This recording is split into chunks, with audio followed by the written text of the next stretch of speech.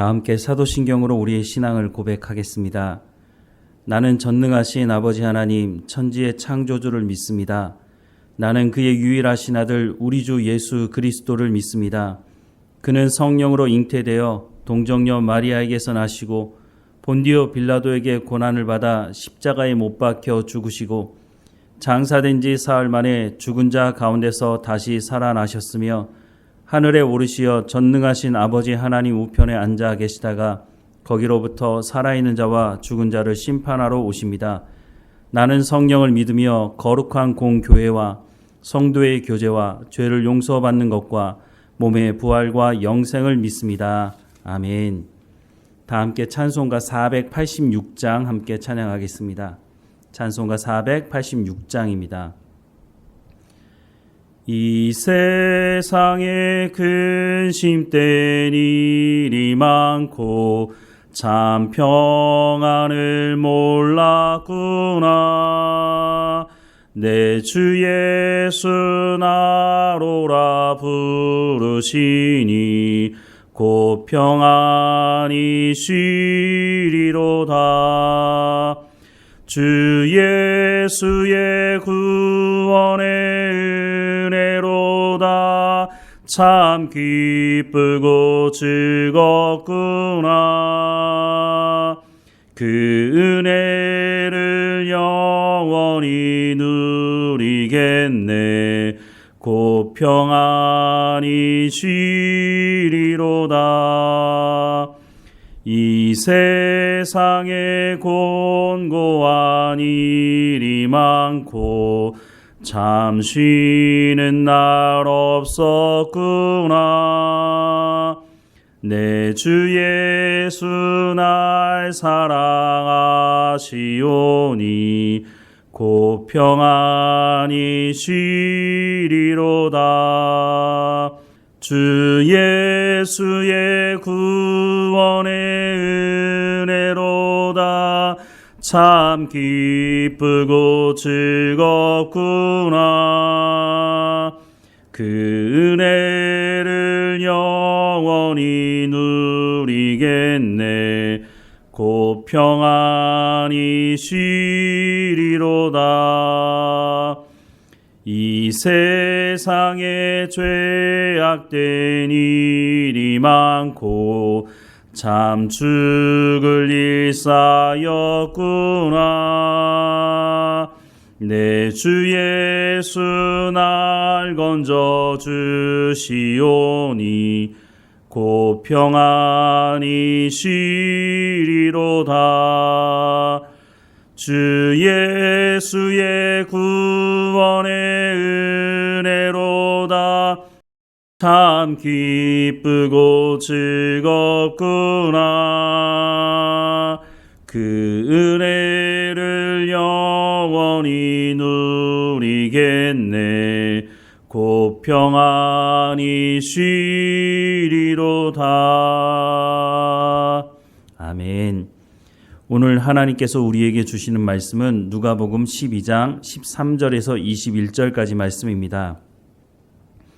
누가복음 12장 13절에서 21절까지 말씀 함께 읽겠습니다. 무리 중에 한 사람이 이르되 선생님 내 형을 명하여 유산을 나와 나누게 하소서 하니 이르시되 이 사람아 누가 나를 너희의 재판장이나 물건 나누는 자로 세웠느냐 하시고 그들에게 이르시되 삼가 모든 탐심을 물리치라. 사람의 생명이 그 소유에 넉넉한 데 있지 아니하니라 하시고 또 비유로 그들에게 말하여 이르시되 한 부자가 그 밭에 소출이 풍성함에 심중에 생각하여 이르되 내가 곡식을 쌓아둘 곳이 없으니 어찌할까 하고 또 이르되 내가 이렇게 하리라. 내 곡간을 헐고 더 크게 짓고 내 모든 곡식과 물건을 거기 쌓아두리라. 또 내가 내 영혼에게 이르되 영혼아 여러 해 쓸 물건을 많이 쌓아두었으니 평안히 쉬고 먹고 마시고 즐거워하자 하리라 하되 하나님은 이르시되 어리석은 자여 오늘 밤에 내 영혼을 도로 찾으리니 그러면 내 준비한 것이 누구의 것이 되겠느냐 하셨으니 자기를 위하여 재물을 쌓아두고 하나님께 대하여 부여하지 못한 자가 이와 같으니라. 아멘. 하나님께서 사람을 창조하실 때에 하나님의 형상을 따라 창조하였다라고 성경은 말씀하고 있습니다. 창세기 1장 26절부터 28절 말씀을 보면 하나님이 이르시되 우리의 형상을 따라 우리의 모양대로 우리가 사람을 만들고 그들로 바다의 물고기와 하늘의 새와 가축과 온 땅과 땅에 기는 모든 것을 다스리게 하자 하시고 하나님이 자기 형상 곧 하나님의 형상대로 사람을 창조하시되 남자와 여자를 창조하시고 하나님이 그들에게 복을 주시며 하나님이 그들에게 이르시되 생육하고 번성하여 땅에 충만하라 땅을 정복하라 바다의 물고기와 하늘의 새와 땅에 움직이는 모든 생물을 다스리라 하시니라 라고 말씀하고 있습니다. 아담과 하와는 하나님의 형상을 따라 창조되었다고 말씀을 하고 있습니다. 뿐만 아니라 하나님께서 창조하신 피조물을 다스릴 권세도 위임받았다고 말씀을 하고 있습니다. 하나님께서 창조한 어떤 피조물도 하나님으로부터 이런 권한을 부여받지 못했습니다. 무엇보다 하나님의 형상을 따라 창조되었다고 하는 것은 오직 인간에게만 하시는 말씀인 것을 알 수 있습니다. 오직 사람만이 하나님을 예비할 수 있고 그래서 오직 사람만이 하나님과 친밀한 교제가 가능하도록 창조가 되었다는 것입니다. 이렇게 보면 하나님께서 사람에게 엄청난 특権을 주신 것입니다. 그런데 아담과 하와는 여기에서 만족하지 않았습니다. 창세기 3장 5절 말씀에 보면 너희가 그것을 먹는 날에는 너희 눈이 밝아져 하나님과 같이 되어 선악을 알 줄 하나님이 아심이니라 라고 말하는 사탄의 말을 아담과 하와는 받아들이고 결국은 하나님께서 선악을 알게 하는 나무의 열매를 먹으면 반드시 죽을 것이라고 말씀하셨음에도 불구하고 선악을 알게 하는 나무의 열매를 먹게 됩니다. 선악을 알게 하는 나무의 열매를 먹은 결과는 사탄의 말처럼 하나님과 같이 되는 것이 아니라 하나님께서 말씀하신 대로 사망이 시작하게 되었습니다. 이렇게 된 중요한 이유는 바로 인간 안에 있는 탐욕 때문이었습니다. 그러니 우리를 죄로부터 구원하시려고 하는 하나님께서 우리에게 탐욕을 경계하라고 말씀하시겠습니까? 아니면 탐욕을 부리라고 말씀을 하시겠습니까? 오늘 본문에 보면 한 사람이 예수님을 찾아와서 유산을 나누는 것을 묻고 있습니다. 성경 말씀에 보면 이미 유산을 어떻게 나누어야 하는지 그 기준을 말씀하고 있습니다. 그런데 이 사람이 예수님을 찾아와서 묻는 것은 성경에 기록된 이 말씀이 부당하다고 하는 것입니다. 이 사람이 말하는 부당하다고 하는 것은 아마도 장남에게 다른 형제보다 더 많은 것을 주는 것이 합당하지 않다고 주장하는 것으로 보입니다. 예를 들자면 자식이 3명 있다면 재산을 4등분해서 자식에게 하나씩 주고 남은 하나는 장남에게 주도록 하는 것이 그 당시에 법이었고 성경도 그렇게 말씀을 하고 있다는 것이죠. 그런데 예수님께 질문을 던졌던 이 사람은 그게 부당하다는 것입니다. 그러자 예수님께서 이 문제의 핵심이 무엇인지를 정확하게 말씀을 해 주십니다. 15절 말씀에 보면 그들에게 이르시되 삼가 모든 탐심을 물리치라. 사람의 생명이 그 소유에 넉넉한 데 있지 아니하니라 라고 말씀을 하고 있습니다. 예수님은 예수님께 질문을 던진 이 사람의 근본적인 문제에 대해 지적하고 계시는 것입니다. 이 사람의 근본적인 문제는 자신은 부당하다고 말하고 있지만 사실은 그 안에 탐욕적인 마음이 있기 때문이라고 하는 것입니다. 사람들은 많은 것을 가져야 안정감을 가질 수 있다고 말합니다. 그래서 오늘날도 많은 사람들이 수단과 방법을 가리지 않고 많은 것을 얻기 위해 살아갑니다. 오늘 우리가 살아가는 현실 속에서도 보면 자신에게 이익만 된다면 믿음도 신념도 어떤 사상이나 이념도 자존심도 가치관도 세계관도 아무짝에 쓸모없는 것처럼 버리는 사람들이 적지가 않다는 것입니다. 여기 붙었다 저기 붙었다 한 개인도 그렇고 나라도 마찬가지입니다. 다른 나라에서 전쟁이 나서 어린아이들이 죽어나가는 것에 대해서도 꿈쩍하지 않습니다. 권력을 가진 것을 놓지 않으려고 하는 것이죠. 오직 자신에게 이익이 되느냐 안 되느냐에 따라서 편을 바꾸는 사람들입니다. 일본이 힘이 세면 일본에 붙고 미국이 힘이 세면 미국에 붙어 사는 매국노 짓을 하는 것을 전혀 부끄럽게 생각하지 않습니다. 오직 자신의 탐욕을 따라 살아가기 때문에 부끄러움이라는 것을 알지 못하는 사람들입니다. 심지어 이런 정신 나간 사람들을 불러다가 개신교 단체에서 강의를 시키는 놀라운 짓을 하고 있는 것이 오늘 교회의 현실 아닙니까?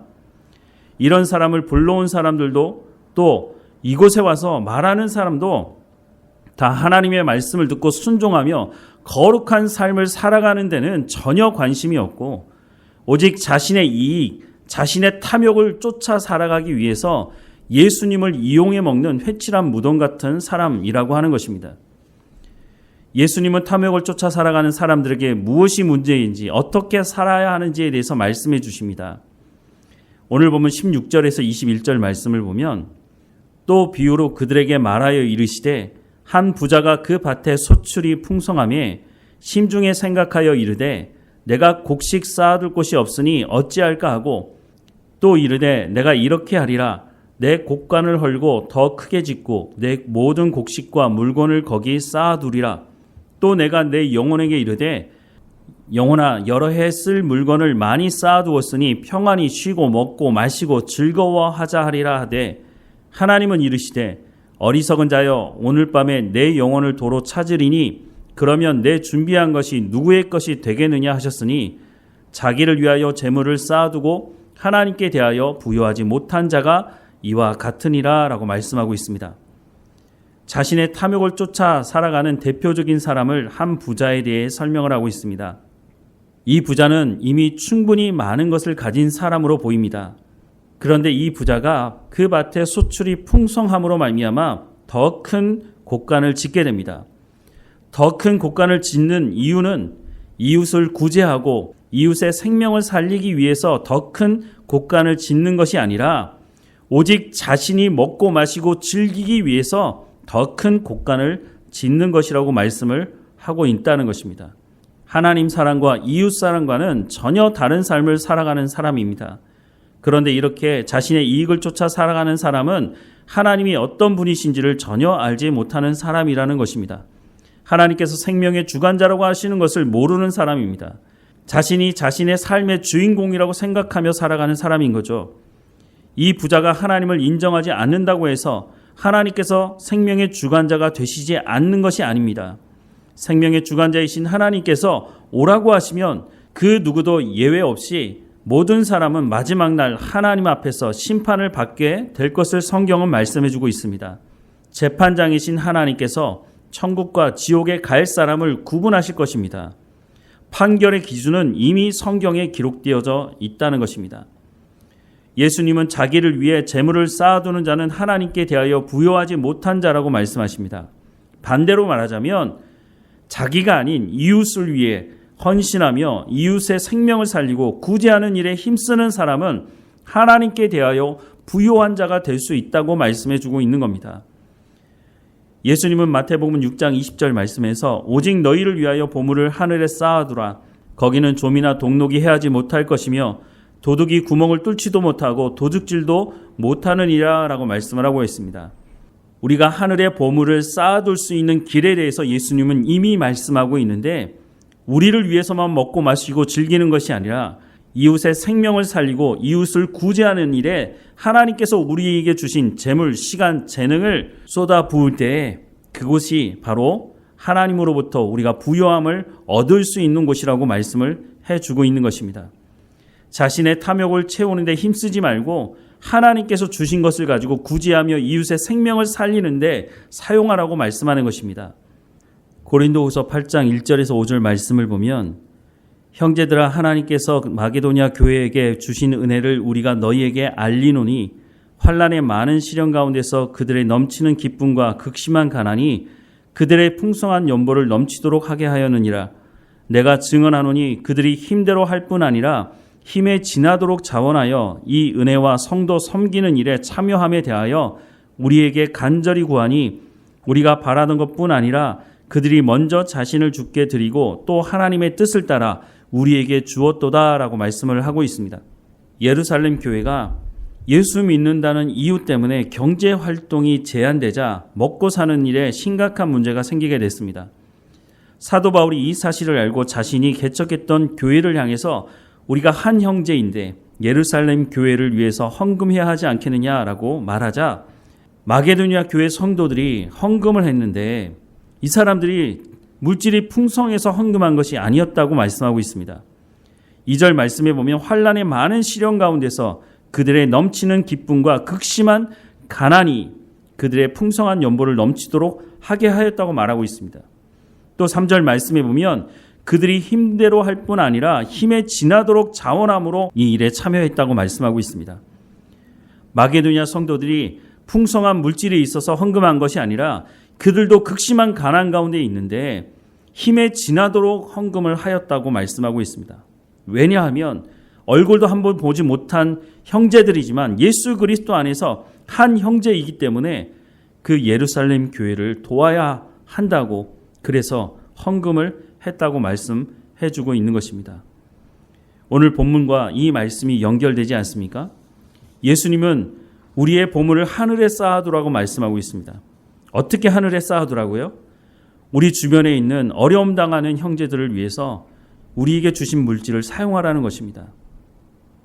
한 형제 되고 예수 그리스도를 믿는 사람들 가운데 어려움 당한 사람들을 우리가 시간을 내어서 돕고 함께 하나님의 나라를 이루어가는 것이 바로 하늘에 우리의 보물을 쌓아두는 것이라고, 바로 이것이 하나님으로 말미암아 우리가 부요함을 누리는 것이라고 말씀해 주고 있는 것이라고 말씀을 해주고 있습니다. 사람들은 자신의 물질을 늘리고 성공과 출세하는 데 관심이 있습니다. 그러기 위해서 수단과 방법을 가리지 않습니다.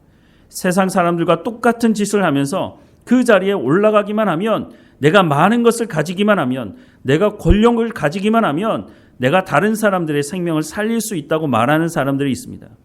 그런데 그런 사람들 찾아보기 어렵습니다. 그 자리에 가면 생각이 바뀌는 거죠. 자기가 가진 것을 지키기 위해서 또 다른 수단과 방법을 가리지 않는 일들을 하는 것이죠. 예수님을 이용하는 사람들인 것입니다. 마지막 날 모두가 하나님 앞에 쓰게 될 것입니다. 하나님은 우리 가운데 말씀하신 그 말씀의 기준을 가지고 심판하실 것입니다.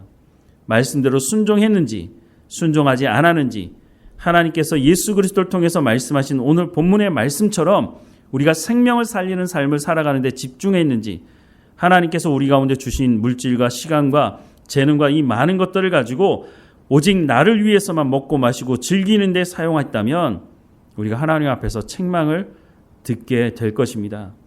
하나님께서 예수 그리스도를 통해서 이와 같은 말씀을 오늘 우리에게 해주시는 이유가 있다면 오늘 우리가 그런 자리에 쓰지 않도록 주님 부르시는 그날에 착하고 충성된 종이라고 칭찬 들을 수 있도록 우리에게 주신 것을 가지고 생명을 살리는, 이웃의 생명을 살리는 삶을 살아가라고 말씀해 주고 있는 것입니다. 우리가 주님 앞에 끼어 있어서 마지막 날 주님 앞에 섰을 때 착하고 충성된 종이라고 칭찬 들을 수 있도록 우리 가운데 주신 것을 가지고 생명을 살리는, 이웃의 어려움을 말로만 하는 것이 아니라 우리 가운데 주신 것을 가지고 함께 하나님의 나라를 이루어가며 함께 걸어가는 우리 모두가 되기를 주님의 이름으로 축원합니다. 기도하겠습니다. 사랑하는 하나님, 오늘 우리 가운데 주신 것에 대한 감사를 잃어버리지 않게 하옵소서. 또한 하나님께서 주신 것을 가지고 우리가 심을 때 심는 삶을 살아가게 하옵소서. 구제하라고 말씀하시고 이웃의 생명을 살리라고 말씀하시니 하나님 부족하다고 말하지 않게 하시고 지금 우리에게 주신 것을 가지고 이웃의 생명을 살리며 하나님과 함께 동행하는 교회 공동체를 살릴 수 있도록 은혜를 허락해 주옵소서. 하나님, 우리가 입으로만 구제한다고 말하지 않게 하시고 입으로만 생명을 살린다고 말하지 않게 하시고 우리의 입술을 통해서, 우리의 손과 발을 통해서 복음이 증거되는 삶을 살아갈 수 있도록, 그래서 우리의 삶의 현장에서 우리가 성령의 열매를 맺어가는 삶이 될 수 있도록, 우리를 통해서 하나님이 어떤 분이신지가 증거될 수 있도록 우리의 입술의 언어와 우리의 손과 발을 통해서, 구제를 통해서 하나님의 영광이 드러나는 우리의 삶이 될 수 있도록 은혜를 허락해 주옵소서. 사랑하는 하나님, 우리의 육체의 연약함도 하나님 앞에 고백합니다. 하나님, 육체의 연약함을 가지고 하나님 기도하고 있는 성도들의 기도를 들어주시고 응답해 주시고 강건함으로 하나님 맡겨주신 모든 일들을 잘 감당할 수 있도록 은혜를 허락해 주옵소서. 날마다 우리 가운데 좋은 것을 허락하시는 하나님께 감사할 뿐만 아니라 그것을 통해서 풍성한 열매를 맺어가는 우리의 삶이 될 수 있도록 인도해 주옵소서. 늘 우리와 함께 하시는 하나님께 감사하고 예수님의 이름으로 기도드립니다. 아멘. 하늘에 계신 우리 아버지, 아버지의 이름을 거룩하게 하시며 아버지의 나라가 오게 하시며 아버지의 뜻이 하늘에서와 같이 땅에서도 이루어지게 하소서. 오늘 우리에게 일용할 양식을 주시고 우리가 우리에게 잘못한 사람을 용서하여 준 것 같이 우리 죄를 용서하여 주시고 우리를 시험에 빠지지 않게 하시고 악에서 구하소서. 나라와 권능과 영광이 영원히 아버지의 것입니다. 아멘.